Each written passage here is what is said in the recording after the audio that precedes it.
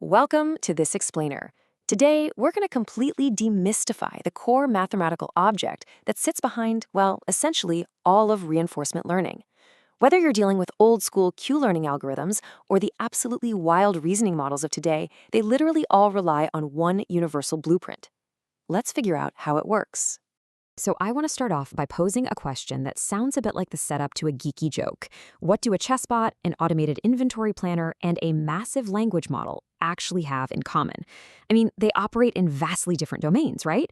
Well, the surprising fact is that all of these collapse down into the exact same mathematical object. And that brings us to this fantastic quote from our source material. It says, "Everything in RL optimizes over this shape. Learn it once, read the rest of reinforcement learning for free." I love this because it perfectly captures the immense value of what we're talking about today. We are looking at the inescapable blueprint for AI. Once you truly understand this foundational structure, the rest of the field's insanely complex algorithms just sort of click into place. Okay, let's dive right into this. To make this intimidating topic a bit more manageable, here is our roadmap for today. We'll start with the universal shape of AI, break down the anatomy of an MDP, look at the math of decisions, build a toy world, explore some incredibly common reinforcement learning pitfalls, and finally, map this all back to the real world. Let's kick things off with part one, the universal shape of AI. Look, supervised learning is pretty cozy, right? It hands you nicely packaged X and Y pairs and simply asks you to fit a function to those labels. But reinforcement learning, it is a completely different beast. It gives you absolutely no labels. Instead, you're just thrown a chaotic stream of states, the actions you took, and a scalar reward. You know, did the move win the game? Did the token the LLM just spit out lead to a higher reward from the judge? So how do we actually learn anything from this mess? Well, we desperately need a way to mathematically formalize what I saw and what I did. Moving right along to part two, anatomy of an MDP. To formalize that chaos, we use a Markov Decision Process, or MDP. Mathematically, it's basically a tuple made up of 5 core objects. First up, we have states, or S. This is everything the agent needs to make a decision. Think of it like the arrangement of pieces on a chessboard or the context window in an LLM. Second, actions, or A. These are your choices: move a knight or emit a token. Third, transitions. Given your state and your action, what's the distribution over the next possible state? Fourth, we've got rewards, or R. This is your scalar signal, like a +1 for a win or a -1 for a loss. And finally, the discount factor. We use the Greek letter gamma for this, and it dictates how heavily you weigh future rewards compared to present ones. Now, the glue holding this whole shebang together is the Markov property. It's absolutely crucial. The fundamental rule here is that the future depends only on the present state. So if you ever find that the future actually relies on some long past history of events to make sense, you might think the method is broken. But actually, scratch that. It's not a failure of the method, it's a failure of your state representation. It just means your state is incomplete. All right, let's hit part 3, the math of decisions. So, how do these reinforcement learning algorithms actually evaluate their choices? They basically estimate one of two things. First, you have value, or V of S. This evaluates how good a state is by calculating the expected return if you start from that specific state. Alternatively, we have the Q value. This tells you how good an action is. It's the expected return starting from a state, assuming you take one specific first action. To actually calculate these values, we use the Bellman equations. Now, I know, on paper, these fixed-point equations look incredibly intimidating. They're just a wall of Greek letters and summations. But we can translate what they mean into plain English.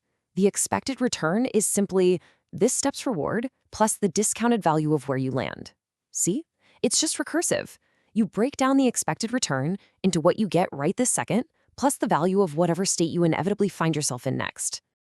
I also want to quickly highlight the math behind that discount factor gamma that we talked about earlier. It's not just an arbitrary dial. It's a hyperparameter with real physical meaning. The formula 1 over 1 minus gamma literally gives you your effective horizon. So if you set gamma to 0.99, doing the math buys you an effective horizon of about 100 steps. If you set it way too low, your agent acts totally myopic. But if you set it too high, credit assignment gets incredibly noisy because early steps end up sharing responsibility for rewards that happen way, way out in the future. Okay, let's jump into part 4, building a toy world. Let's make this abstract math super concrete. Imagine we're coding up a tiny, deterministic 4x4 grid world. Our agent starts at the top left, and it's aiming for the bottom right. Now, if we just roll out a uniform, totally random policy, basically moving blindfolded, the average return is terrible. We're talking roughly -60 to 80. But the optimal straight line path, that should just be -6. Closing that massive gap is literally the entire point of reinforcement learning. You compute the value exactly using that Bellman equation, you tune your discount hyperparameter, and you just iterate until your agent learns that optimal path. Which brings us to part 5, reinforcement learning pitfalls. Because let's be real, it's never actually that easy in practice. This universal blueprint can absolutely break down. You've got to watch out for a few major pitfalls. First, non-Markovian states. If an agent needs to see the last 3 frames of a video game just to know which way a ball is moving, you literally have to stack those frames together to form one complete state. Then there's sparse rewards. If you only give a +1 for winning a massive hour-long game, learning is pretty much impossible. And oh man, reward hacking. If you optimize a proxy reward, you get pathological behavior. Our source notes this famous and honestly hilarious example where an OpenAI boat racing agent figured out it could score way more points by just infinitely spinning in circles collecting power-ups, rather than ever bothering to finish the race. You also have to be super careful not to misspecify your discount, which can accidentally create infinite values, and you have to ensure your reward scales are normalized so your gradient magnitudes don't just completely blow up. Finally, part 6, mapping the real world. This is where it gets really cool. Just look at how this exact same theoretical framework maps perfectly to the modern AI stock. Whether it's a robotics control task looking at joint angles, a game of Go tracking board history, a supply chain system monitoring inventory stock, or even modern LLMs using human feedback like RLHF or reasoning verifiers like GRPO to evaluate context tokens, they all map perfectly to the exact same 5 tuples.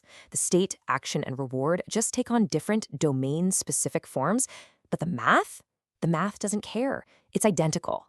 So I want to leave you with a bit of a challenge today. Before you go and write a single line of training code, can you clearly write out your 5 tuples on a piece of paper? The hard truth is, most RL doesn't work bug reports trace straight back to a broken mathematical formulation on paper long before the code was ever executed. Truly understanding this universal blueprint gives you the power to debug your logic at the source and unlock the true potential of your AI systems. Thanks so much for joining me on this explainer, and keep exploring.